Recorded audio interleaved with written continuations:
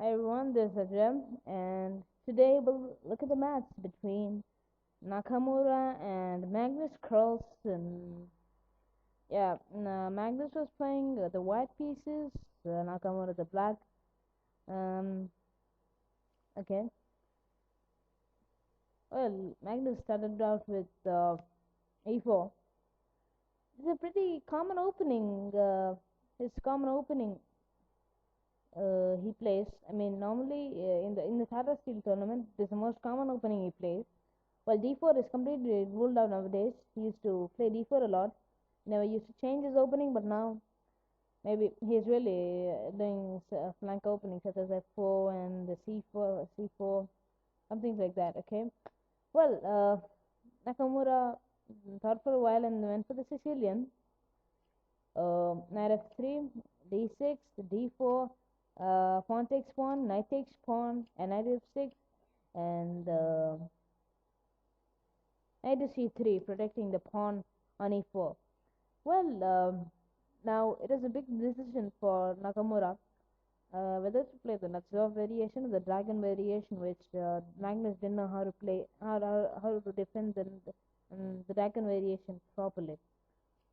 So he went for the Natsov, knight off. So knight of he wanted to go for the accelerated dragon, but you know he never tried it out. Okay. Now bishop to e2. Magnus played bishop to e2, trying to okay e5, just taking out the knight from the center. Okay, knight to b3, bishop to e7, and then bishop to e3. Well, I feel that when I was looking at the match live, I felt that this was kind of a tricky sideline. Uh, yeah, you know, this style was often considered really flank.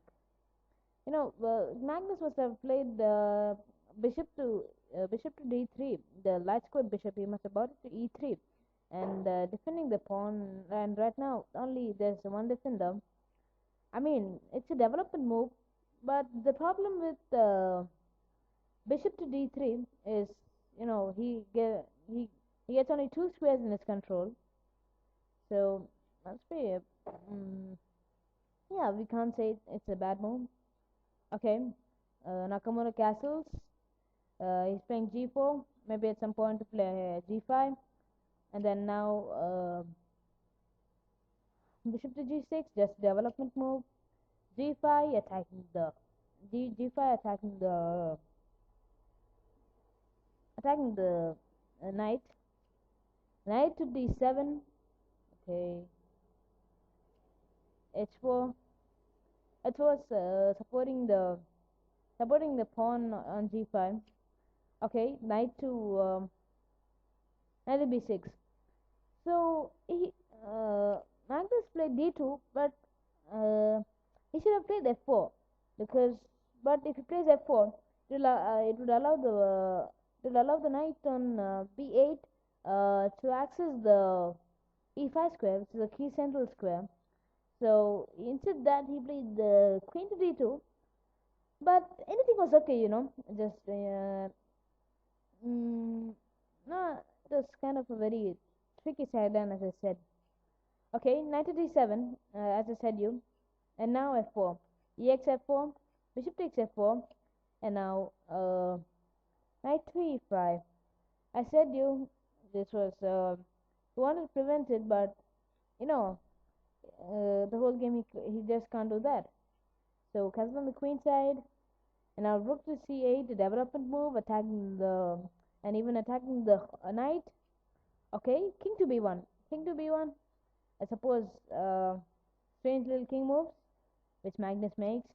Okay, the knight to then queen to e7, piling up the I mean getting a strong control of the c5, and now Magnus has to really do something about it. Otherwise, he should have an equal control of the king side and the queen side both. Attack on the queen side, and then Magnus should have attack on the queen side and defend on the king side. So he should, sensibly planned. I mean, there's nothing called preparation right now here, but he should sensibly plan what to play. If he plays more like something like rook to g1, it will result in a lot of complications right now, and the pawn on b should be led now. The pawn on b2 is right now very weak, and uh, the knight is in great danger. So the best move here would be king to a1, but after king to a1, it will result in knight to c4, and then say some move like rook to g1, and then queen to a5, which would really be hectic. And then queen to a5, yeah, really hectic, I say, for Magnus to manage. Okay, he played h5, but he's trying to exploit it first. Magnus is known for his attacking style of play. At some point, maybe he wants to play, you know, uh, want to play g6, yeah, I suppose. Okay, rook to e8, rook from f to e8. Okay, then now I said king to a1, the best option right now. I mean, it takes a lot of time to uh, okay, then two attackers, two defenders on the c3 square should have more, I feel. Okay, this was a pretty funny move. Well, the king side is being attacked by two pawns, led by two pawns and the bishop and one rook. Okay, and then knight to d4. Well, throughout the whole game, once I analyzed it at my home, I couldn't understand what is the purpose of this move. Basically, what was he trying to do? Okay, then queen to c5. Yeah, so I was already aware of this. So queen to c5 would always be an option for it. So why give the diagonal? Why give the dark square diagonal to the queen? I was really no very surprised. Okay, this development move which attacks the center, but you know it was just an awkward moment for me. Why put his knight on d4? That's the question he gets. Anyways, um, knight, knight, uh, okay, knight is c4. So knight is c4 can result in queen coming to b2. Okay, takes with bishop. Knight takes bishop. Queen to d3,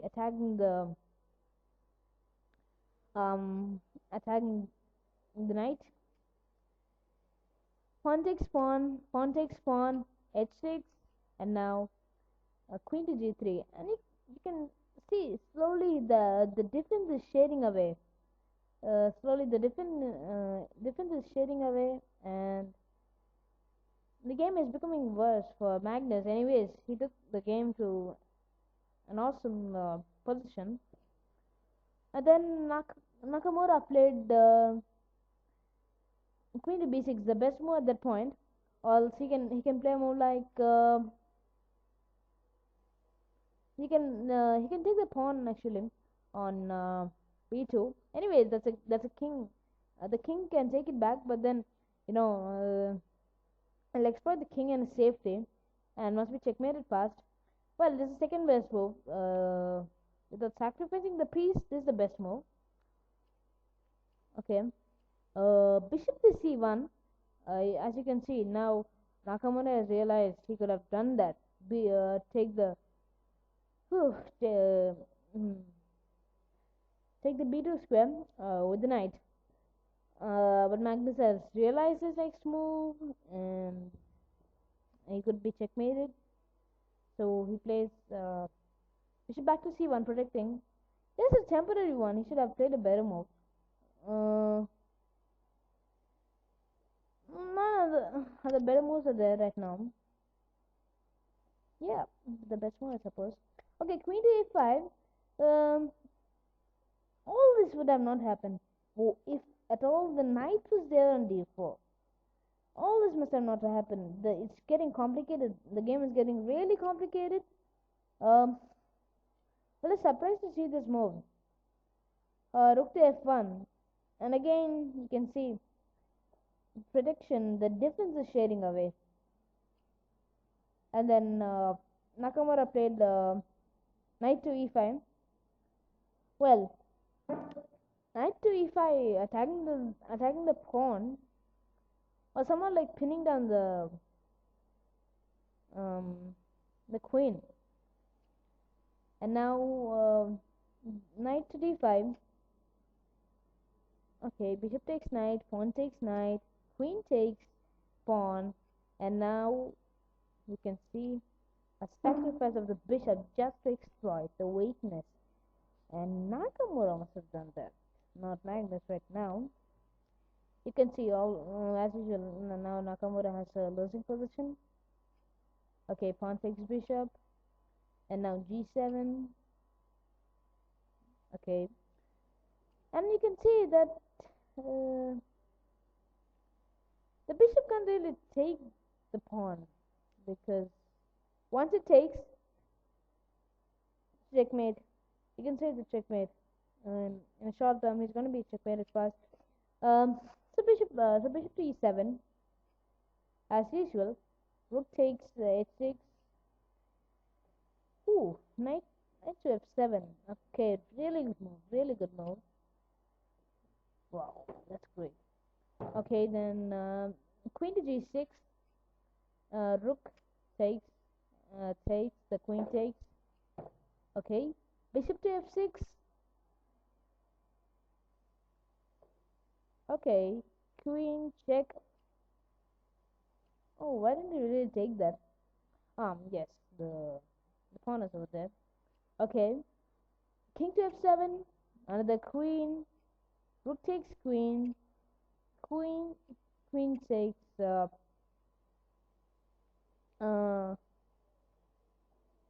queen takes the bishop, and then king back to e8 and check now. And this is the position where Nakamura resigned.